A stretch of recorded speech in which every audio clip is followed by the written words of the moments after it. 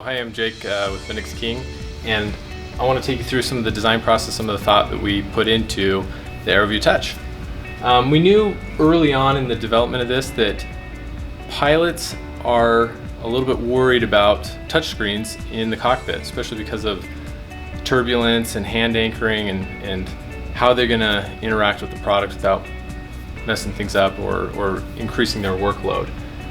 So we knew from the beginning that we needed to address this, and as we went through pilot evaluations early on, we noticed how the pilots were naturally interacting with this product, where they would stabilize their fingers, when they would use kind of their index finger to interact with it versus their thumb to interact with it.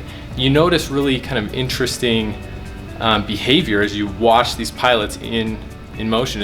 It was, for me, incredibly interesting. As they're sitting on the tarmac, they're using this and interacting with it as they would an iPad, their kind of index finger. But as soon as they're taxiing, they're moving, they're taking off, the behavior changes, and you start seeing them gripping the side of the bezel with their fingers and using their thumb, so they can keep their eyes out where they should be and stabilize and know where their hand is, and when they're ready, make those inputs. And they got to keep their eyes out, so they just need to know where their hand is, ready to, interact with it.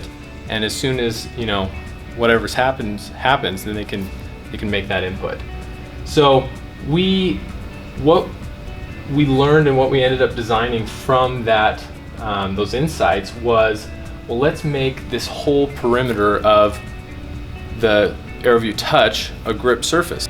So we ended up developing a rubberized grip that goes around the whole perimeter of the AeroView Touch, and you can use any portion of that to stabilize your hand on. We want to make this product as simple to use and demand as little attention of the pilot as possible, so they can maintain their focus elsewhere.